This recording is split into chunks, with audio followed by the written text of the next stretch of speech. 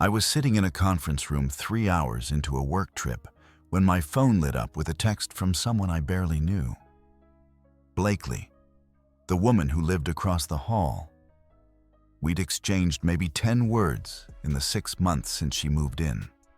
Quick hallway nods, polite smiles by the mailbox, nothing more. So when her message came through, I knew immediately something was wrong. Hey, I really don't want to overstep here, but there's a really tall, really built guy who just walked into your apartment.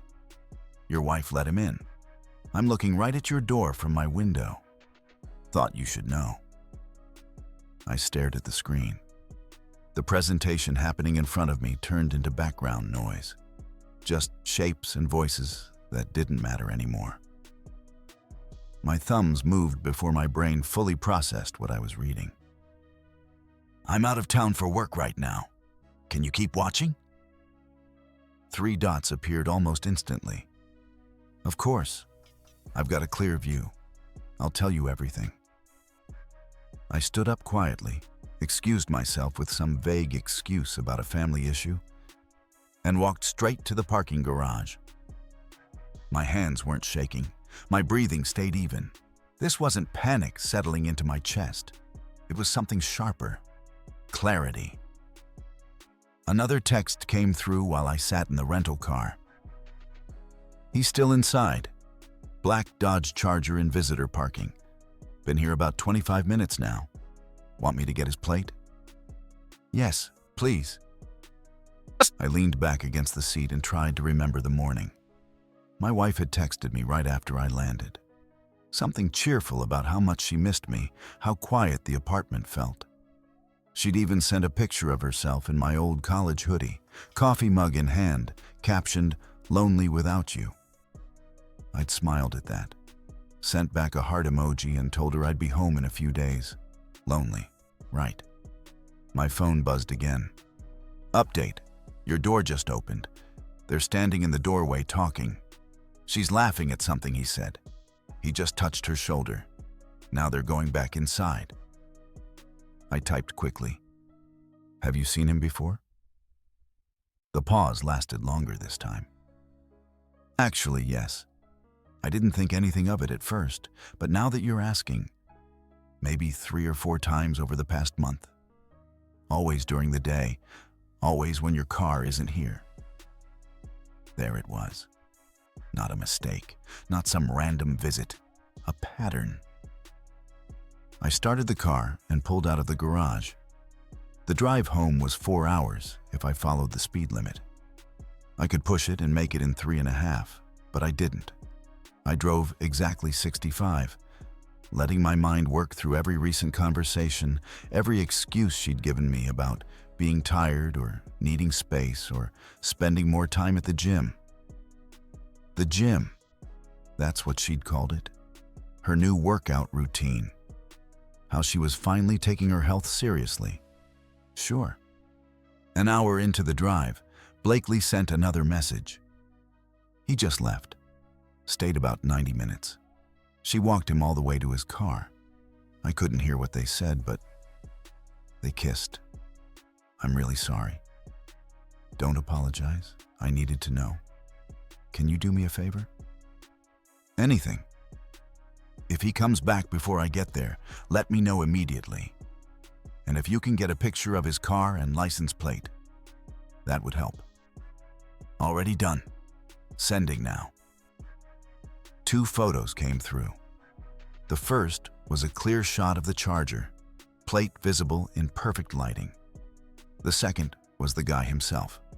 Mid-30s, over 6 feet, built like someone who spent serious time in a gym. Confident walk, the kind of guy who thought he owned every room he entered. You're amazing. Thank you. Happy to help. And hey, you seem weirdly calm about this. I smiled for the first time since the conference room. I'm plenty angry. I'm just not stupid about it. The rest of the drive passed in silence. No music, no podcasts. Just me and the road, and a growing sense of purpose that felt almost cold in its precision. This wasn't about rage or revenge. This was about respect. About understanding what happens when someone mistakes your trust for weakness.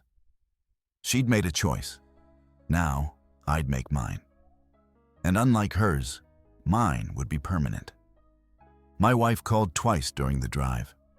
I let both go to voicemail. The first message was sweet and concerned, asking if everything was okay, saying she loved me.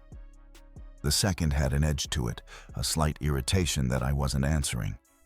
I deleted both without listening all the way through. Around sunset, Blakely texted again. "You okay? Where are you?" "Driving back. Should be there late tonight. Don't tell anyone." "Your secret's safe with me. Want me to keep watching?" "Please." "One more thing.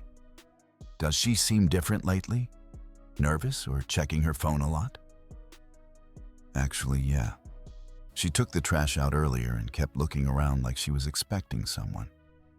Then went right back inside. Why?" "Just building a timeline. Thanks." Expecting someone. Probably him. Probably another scheduled visit for when she thought I'd still be gone for 3 more days. Not happening. I stopped once for gas and coffee. Checked my phone while the tank filled. My wife had texted again. "Babe, are you okay? Getting worried. Call me when you can. Love you. Love you." 2 words that used to carry weight. Now they were just sounds, empty and performative. I didn't respond. Instead, I texted Blakely. "I'll be back around midnight, parking in the garage. She won't know I'm there." "Smart. I'll be awake if you need anything." The rest of the miles disappeared beneath my tires. No anger built up in my chest, no fantasies of dramatic confrontations played out in my head.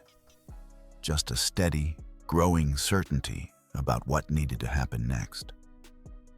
This wasn't about making her hurt the way she'd hurt me.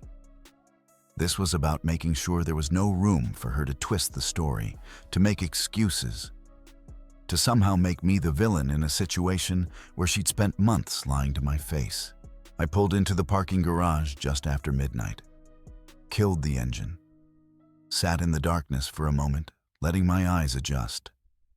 The building was quiet, most windows dark except for one on the 3rd floor, Blakely's apartment.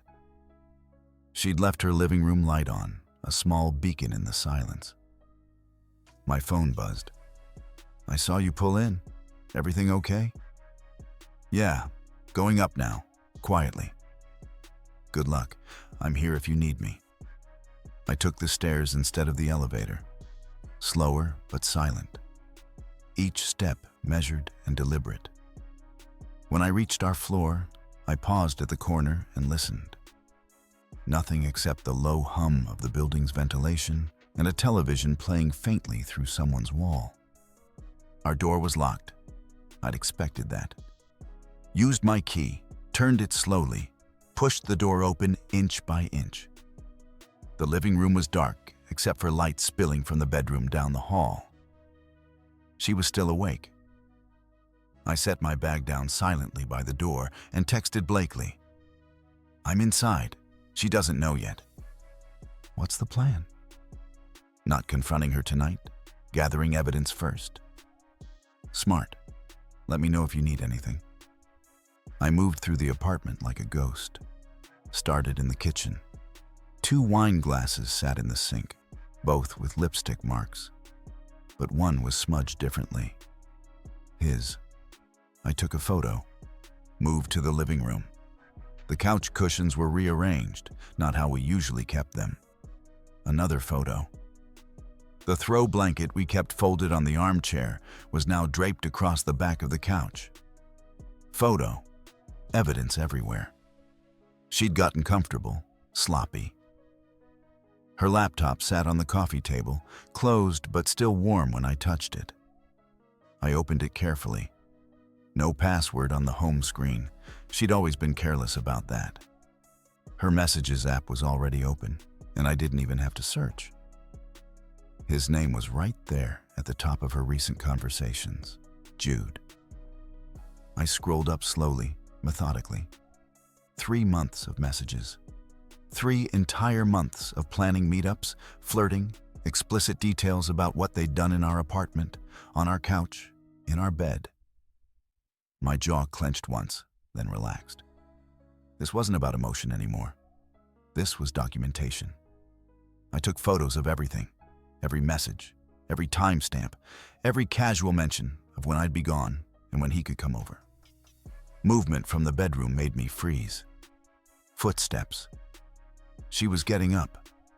I closed the laptop exactly how I'd found it and slipped into the guest bathroom, leaving the door cracked just enough to see through. She walked past wearing one of my old t-shirts, heading toward the kitchen, opened the fridge, stood there in the light for a moment, then grabbed a water bottle, checked her phone, smiled at whatever was on the screen, typed a response, walked back toward the bedroom. I waited 5 full minutes after she disappeared. Then I grabbed my bag, let myself back out of the apartment, and took the stairs down 2 floors, knocked softly on Blakely's door. She opened it immediately, like she'd been standing right there. "You okay?" "Yeah. Can I come in?" Of course. Her apartment was the mirror image of ours, but felt completely different. Cleaner, more organized. Smelled like vanilla candles instead of the perfume my wife always wore. I sat in the chair across from her couch and pulled out my phone. "I need to show you something, and I need a witness for what I'm about to do." Blakely sat down, and I handed her my phone. She scrolled through the photos slowly, the wine glasses, the rearranged furniture, the text messages, the timeline I'd been piecing together. Her expression hardened with each image. "How long are you going to wait before saying something to her?" "I'm not yet. I need more than this." "More? You have screenshots of them literally planning their next hookup." "I know, but I want this airtight. No room for her to spin it, to make excuses, to somehow blame me. When I confront her, it needs to be final." Blakely studied me for a long moment. "You're not angry. You're calculating." "I'm both. But only one of those gets results." She stood up, walked to her kitchen, and came back with 2 beers. Handed me one. "So what's the plan?" "I need to know who he is, if he's married, if he has a girlfriend, where he works, everything." "That's easy. Give me his plate number." I pulled up the photo she'd sent earlier. She took out her own phone, typed something, waited, then smiled slightly. "My brother's a cop. He owes me a favor. Give me until tomorrow morning." "Seriously?" "Seriously. And since you're clearly not sleeping tonight anyway, want help figuring out the best way to catch them together?" I took a drink of the beer. First one in weeks. Tasted better than it should have. "You're enjoying this." I hate cheaters. My ex did the same thing to me, except I didn't find out until after we were engaged. So yeah, I'm enjoying this. Someone should pay for once. We spent the next hour going over patterns she'd noticed that I hadn't. Tuesday and Thursday afternoons, always between 2 and 4. Always when I had late meetings or was traveling. Always the same visitor parking spot. Always stayed about 90 minutes. "He's got a schedule," Blakely said. "Which means this is routine. He's probably got other women too." "Good. That makes this easier." "Easier how?" "Because men like that don't care about the women they're using. Which means when this all blows up, he won't stick around to help her deal with the fallout. He'll disappear." Blakely raised her beer bottle slightly. "I like the way you think." Around 2 in the morning, exhaustion finally started to creep in at the edges. Blakely offered her guest room, and I accepted. Before I went to sleep, I sent my wife one final text. "Sorry, had to turn my phone off for meetings all day. Everything's fine. Talk tomorrow." She responded immediately. "Okay, babe. Miss you. Sleep well." I put the phone face down on the nightstand and closed my eyes. Sleep didn't come easily, but when it did, it was dreamless and heavy. When I woke up, everything would start moving forward, and she had absolutely no idea what was coming. Blakely knocked on the guest room door at 7 in the morning. "You awake?" "Yeah, come in." She opened the door, holding her phone, expression somewhere between satisfied and vindicated. "Got the information. You're going to love this." I sat up. "Tell me." "His name is Jude Wolfe, 34 years old, works as a personal trainer at a gym downtown. And here's the best part. He's engaged. Wedding's planned for next spring." "You're kidding." "Nope. My brother sent me everything. His fiance's name is Tracy. She's a nurse. Works night shifts at the hospital 3 days a week, which explains why he's free during the day." I took the phone from her and scrolled through the information. Address, employer, social media profiles, his fiance's profiles, photos of them together looking happy, recent posts about wedding planning and venue shopping. This just got a lot more interesting. "What are you thinking?" "I'm thinking Tracy deserves to know what her future husband does when she's at work." Blakely smiled. "Now you're talking. But you can't just message her out of nowhere. She won't believe you without proof." "I know. I need to catch them together. Solid, undeniable proof." "When's your wife expecting you back?" 2 more days. I told her the conference got extended." "Perfect. Today's Tuesday. He'll probably show up this afternoon." I stood up and walked to the window.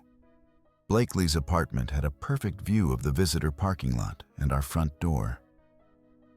"Can I stay here today? Watch from your place?" "Already assumed you would. I'll work from the dining table. You can set up by the window." We spent the morning preparing. I positioned myself with a clear view, phone charged and ready. Blakely made coffee and worked on her laptop, occasionally glancing over to check if I needed anything. The hours passed slowly, each minute stretching longer than the last. Around 1:30, my wife texted me. "How's the conference going?" "Boring, lots of presentations. Can't wait to be home." "Miss you so much, counting down the days." I put the phone down without responding. At 2:15, the black Charger pulled into the parking lot. Same spot as before. Jude got out, stretched like he owned the world, checked his phone, then walked toward our building entrance. "He's here," I said quietly. Blakely came over to the window. "Right on schedule. Look at him, acting like he owns the place."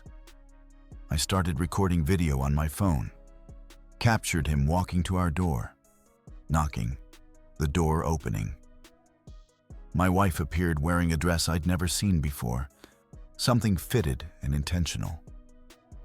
They hugged immediately, not a friendly hug, the kind that lasted too long, with his hands too low on her back, her body pressed against his in a way that left no room for misinterpretation.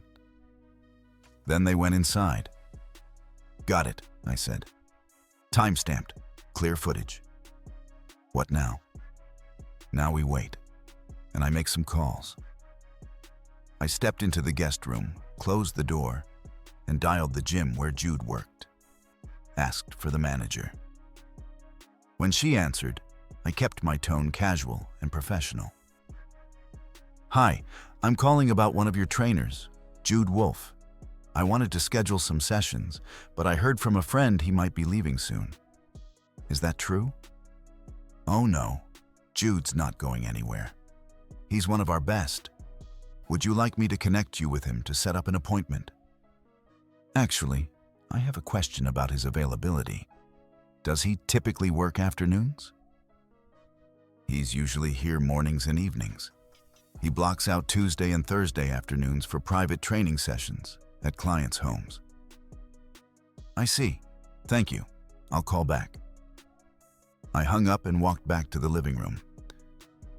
He tells his job he's doing house calls on Tuesday and Thursday afternoons. Blakely shook her head slowly. Of course he does. Professional liar. We watched the apartment for another hour. My phone buzzed with a text from my wife. Thinking about you.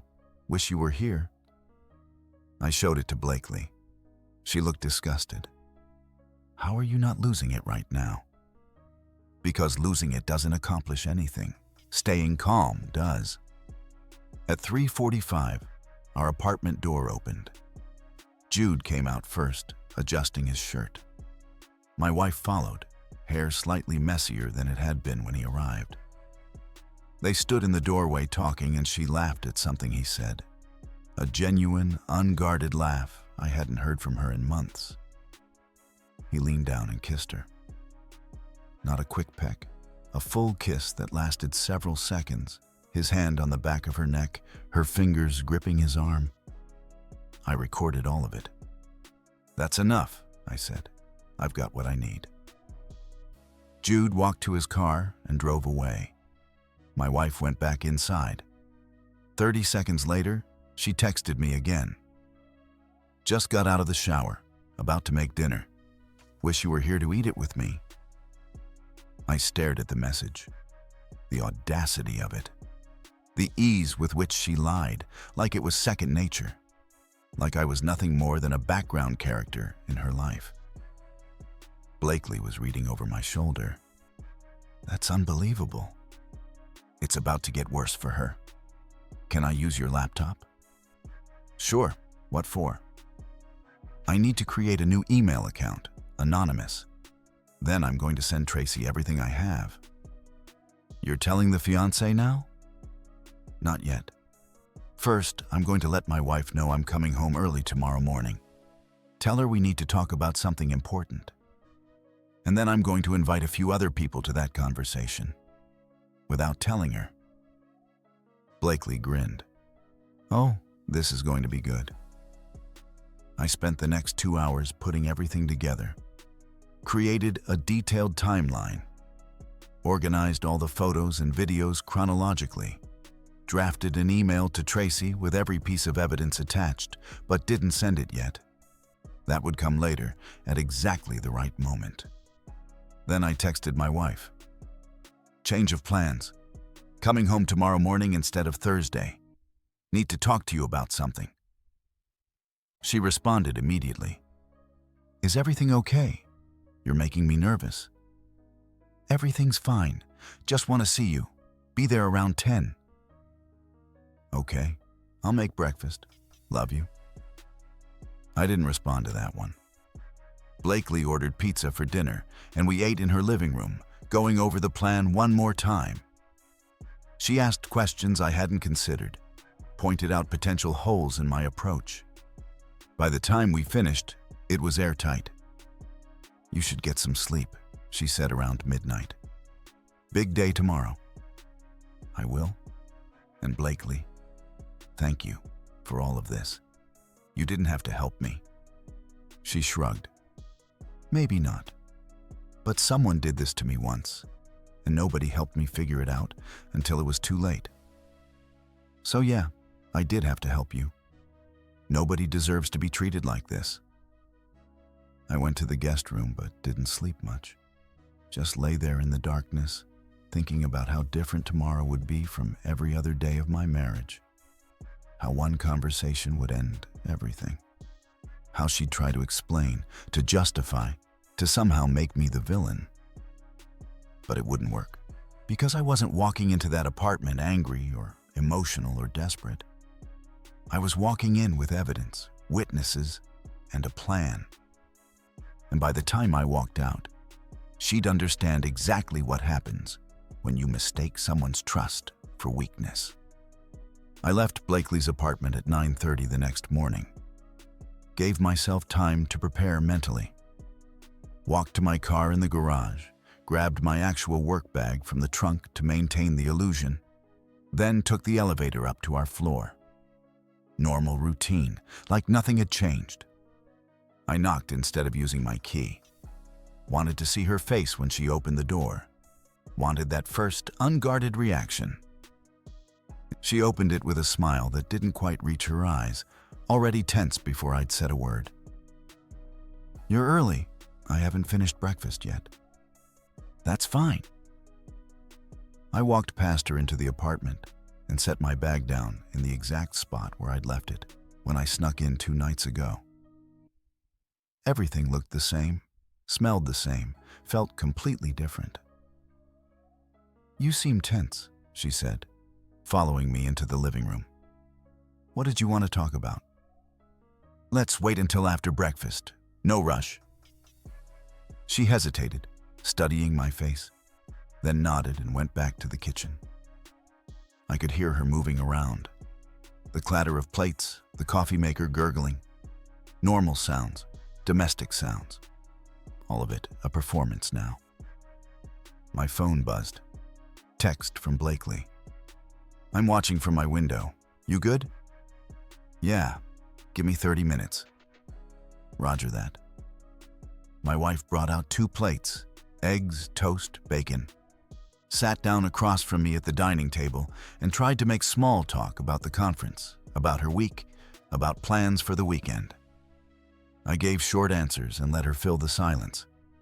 Watched her get more nervous with each passing minute. Finally, she put down her fork. "Okay, you're scaring me. What's going on?" I pulled out my phone, opened the photos, and slid it across the table to her.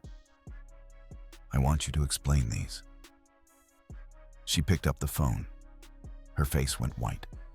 She scrolled through the images slowly, the wine glasses, the couch, the text messages, the videos of Jude arriving and leaving, the doorway kiss. "Where did you get these?" Her voice was barely a whisper. "Does it matter? This isn't what it looks like." "Really?" "Because it looks like you've been having someone over every Tuesday and Thursday afternoon for the past 3 months while I'm at work.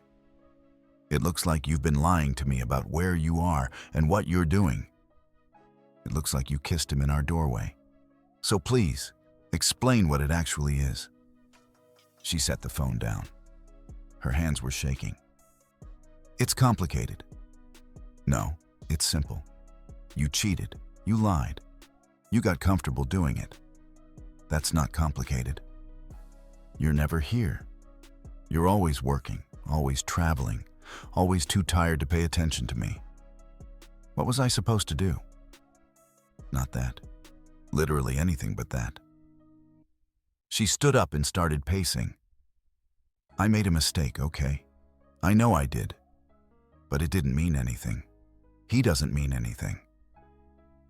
You've been texting him every day for 3 months, planning when he could come over, telling him things you've never told me. But sure, it means nothing. Are you going to let me explain or just attack me?" "I'm not attacking you. I'm stating facts. And I'm waiting for you to take responsibility instead of blaming me for your choices." She stopped pacing, looked at me with something between anger and desperation. "So what now? You divorce me? Throw away everything we built?" "We didn't build anything. You built a lie. I just lived in it." "Don't be dramatic." "Dramatic?" I stood up. "His name is Jude Wolfe. He's a personal trainer. He's engaged to a woman named Tracy who works night shifts as a nurse. He tells his gym he's doing house calls when he's actually here. Tuesday and Thursday afternoons, like clockwork. Want me to keep going?" Her face went even paler. "How do you know all that?" "Because unlike you, when I commit to something, I do it thoroughly." "Are you going to tell her? His fiancée?" "Already planning on it." "You can't do that. You'll ruin his life." I actually laughed. I'll ruin his life? He's the one sleeping with married women while his fiancée works night shifts to pay for their wedding. I'm just making sure she knows who she's marrying, just like someone should have told me who I married. This is insane. You're overreacting. No, I'm reacting appropriately. You just expected me to be weak about it. Someone knocked on the door. She looked at me, confused. Who's that? Probably the person I asked to stop by. I walked to the door and opened it. Blakely stood there with another woman I didn't recognize. Professional looking, carrying a leather portfolio. My wife appeared behind me. Who are they? Blakely, you know, lives across the hall. She's the one who told me about Jude. And this is Anne. She's a lawyer. I asked her to witness this conversation. My wife's voice went up an octave. You brought a lawyer? What is this? This is me making sure everything that happens from this point forward is documented. Anne nodded professionally and walked in, pulling out a notebook. I'm here as a witness only. I won't be participating. My wife looked between all of us. This is insane. You can't just bring people into our home. It's my home too, and I can bring whoever I want. Blakely stayed near the door. Anne sat in the armchair. I gestured for my wife to sit back down at the table. She did, slowly, looking like an animal backed into a corner. Here's what's going to happen. You're going to pack a bag. You're going to stay somewhere else tonight. Tomorrow, you'll get papers to sign. I'm not interested in fighting about property or money. You can have whatever's yours. I just want you gone. You can't kick me out of my own home. Watch me. I'm not leaving. I pulled out my phone again and showed her another screen. This is the email I'm about to send to Jude's fiancée. It has everything. Photos, videos, timestamps. Your text messages where you talk about how good he is. Should I hit send now or after you pack? She reached for the phone. I pulled it back. Don't. You wouldn't. Try me. We stared at each other. She blinked first. Fine, I'll go. But this isn't over. Yes, it is. She stood up and walked to the bedroom. I could hear drawers opening, things being thrown into a bag. Blakely looked at me with something like admiration. Anne kept writing notes, expression neutral. 20 minutes later, my wife came back out with a suitcase. Her eyes were red but dry. Anger had replaced panic. I hope you're happy. I'm not. But I will be. She looked at Blakely. This is your fault? Blakely didn't flinch. No, this is your fault. I just made sure he found out. My wife turned back to me. You're going to regret this. The only thing I regret is not seeing who you were sooner. She walked to the door, stopped, turned around one more time. He's twice the man you'll ever be. I smiled. Then you should probably warn his fiancée before she marries him. Oh wait, I'm already doing that. She left. The door slammed behind her. The apartment went quiet, except for Anne's pen scratching on paper. That went well, Blakely said quietly. Anne looked up. I've documented everything. Timeline, statements, witnesses present. If she tries anything legal, you're covered. Thank you. No problem. And for what it's worth, you handled that better than most people would. After they left, I sat alone in the apartment for the first time in years. It felt bigger, emptier, but not in a bad way. More like space had opened up, room to breathe. I picked up my phone, opened the email to Tracy, attached all the evidence, and wrote a simple message. You don't know me, but you deserve to know this before you marry him. I hit send. Then I blocked my wife's number, deleted her contact, and erased 3 years of messages. Tracy responded 3 hours later. I was sitting in the apartment sorting through paperwork when the notification came through. "Thank you for telling me." I confronted him. He admitted everything. "The wedding is off. I appreciate your honesty more than you know." Short, direct. Exactly what someone would say when their entire future just collapsed. I felt bad for her. She didn't deserve any of this. But she needed to know. I forwarded her response to Blakely. She replied immediately. "One down. What about your wife?" "Haven't heard from her since she left. Don't care to." "Good. She's probably scrambling. Let her scramble." The next morning, Anne called. "The papers are ready. I can have them delivered today if you want." "Do it." "Also, your wife tried to contact me. Asked if we could talk reasonably about this. I told her I only represent you, and she should get her own attorney." "What did she say?" "She hung up." I spent the day cleaning the apartment. Threw out anything that reminded me of her. The wine glasses from that night, the throw blanket, her favorite coffee mug. Packed up her remaining clothes into boxes and left them by the door. If she wanted them, she could arrange pickup. I wasn't keeping anything. Blakely knocked around noon. "Want lunch? I'm ordering from that Thai place downtown." "Sure, come in." She walked in and looked around. "Wow, you've been busy." "Needed to be. Can't move forward if I'm surrounded by the past." "That's healthy. Most people wallow for months. I'm not most people." We ate lunch at the dining table. Same spot where I'd confronted my wife yesterday. It felt different now. Lighter. Blakely told me about her day, some annoying client, a project deadline. Normal conversation, no drama, no lies. Just two people talking. "Can I ask you something?" she said after a while. "Sure." "How are you this calm? I mean, I know you're probably angry inside, but you seem almost fine." I thought about it. I think I checked out of the marriage months ago without realizing it. When I found out, it wasn't a shock. It was confirmation. Does that make sense? Completely. That's actually really self-aware. Or maybe I'm just good at compartmentalizing. Either way, it's working. My phone rang. Unknown number. I answered. "Is this the husband?" A man's voice, angry. "Jude." "Depends. Is this the cheater?" "You had no right to tell Tracy. You ruined everything." "No.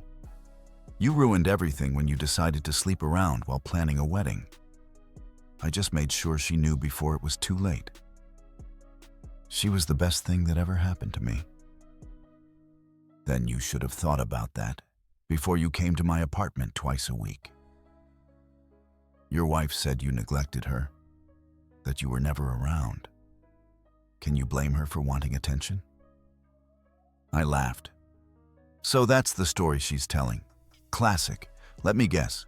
She's playing the victim now. Poor, neglected wife forced into the arms of a personal trainer." "It's not like that." "It's exactly like that. And here's what's going to happen next. You're going to lose Tracy. You probably already did. My wife's going to lose me. Already done. And you two can figure out if you actually want each other, or if you just like the thrill of sneaking around. You're a piece of work. I'm honest. There's a difference. Now stop calling me. Your problem isn't with me. It's with your own choices." I hung up, blocked the number. Blakely was staring at me. That was him. Yeah. Wanted to blame me for telling his fiancée. Unbelievable. Predictable. People like that never take responsibility. It's always someone else's fault. 2 days later, the divorce papers came back signed. My wife had added a note, handwritten, probably meant to seem heartfelt. "I hope you find someone who appreciates you. I'm sorry it wasn't me." Too little, too late, and still somehow making it about her feelings instead of her actions. I filed everything with the court. Anne said it would take a few months to finalize. But since we didn't own property together and had no kids, it would be straightforward. Clean break. That weekend, Blakely invited me to a barbecue her friend was hosting. "You should come. Get out of the apartment. Meet some normal people who aren't actively ruining your life."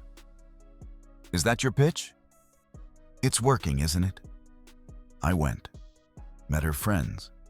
They were decent. Asked about my situation without being nosy. Offered condolences without being pitying. One of them, a guy named Marcus, was a contractor. We talked about work, sports, normal things. He handed me his card at the end of the night. "If you ever need anything fixed or renovated, call me. Appreciate it." On the drive home, Blakely asked how I was doing. And I mean actually doing, not the tough guy act. I'm good, genuinely. It's like someone removed a weight I didn't know I was carrying. That's good. You deserve that. What about you?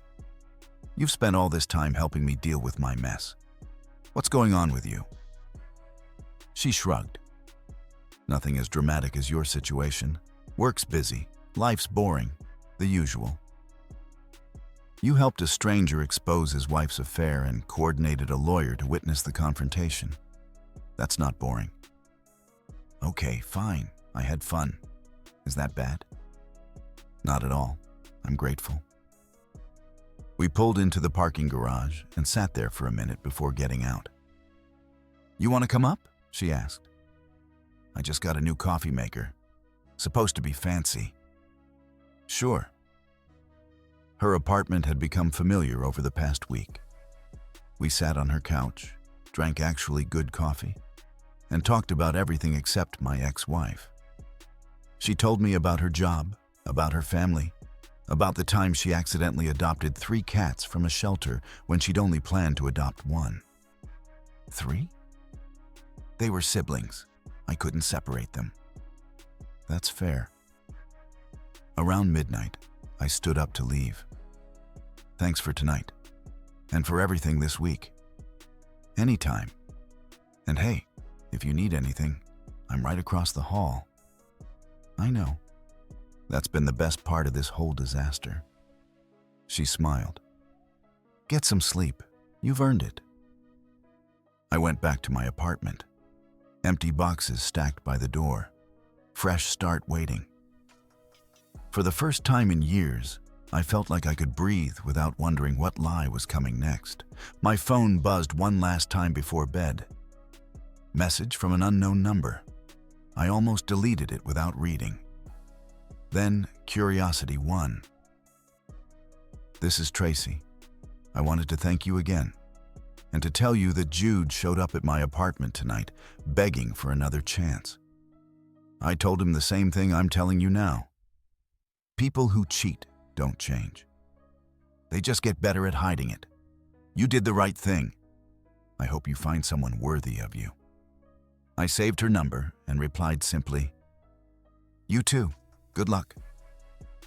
Then I turned off my phone, closed my eyes, and slept better than I had in months. Tomorrow would be the first day of everything new. And I was ready for it.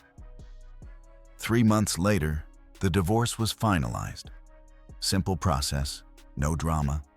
My ex-wife had moved 2 hours away, working retail, living with a roommate. Jude ghosted her after Tracy dumped him. Turns out sneaking around was the only thing holding them together. I felt nothing hearing that. She wasn't my problem anymore. The apartment was mine now. New paint, new furniture. Blakely helped me pick everything out. We'd been spending more time together. Coffee before work, dinner most nights, movies on weekends. Nothing forced, just easy. 6 months after the divorce finalized, I realized something had shifted.